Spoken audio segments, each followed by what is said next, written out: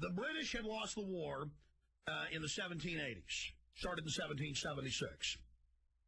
They came into their agent, Alexander Hamilton, who Mr. Burr then killed. They said, step outside. Back then, they just step outside, punk. They went out and he killed him in a duel. And he wanted to make George Washington king. He wanted to set up a new banking elite, and they were making deals with the British on the side. They killed him. Then they tried with the British by the turn of the century, 1800, to overthrow the U.S. There were rebellions. Armies marched on the capital. Okay? Then Andrew Jackson came up later. Love him or hate him, the point is he routed the British banks out. The British banks, he gave speeches. The British banks went into South Carolina, Georgia, and they said, the North's got taxes on you. Let's have a rebellion and split off, and Britain will let you have the entire South and then into the West.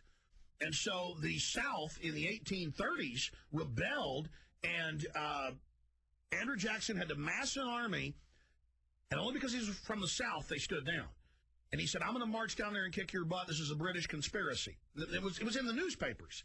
So that stopped. Then the Civil War wasn't about ending slavery. It was about controlling Western expansion and taxation and representation of the southern states. And so the British were in the South funding the rebellion. They brought in the cannons, the weapons, everything. Then when the war started, they massed troops in Canada, in Ottawa, and in Toronto, 20,000 of them, and put a fleet off New York threatening to invade. So then the British Tsar sent a fleet for the North to menace them. That's why later in 1917, the British overthrew their cousins, the Tsars. That was over that and other issues. But you're absolutely right that Lincoln wrote all these letters and all these things and said, I do not want to free one slave. It's not what this is about. But he used, the only political support he had was the abolitionists who said, we're going to support you, but then you've got to free the slaves.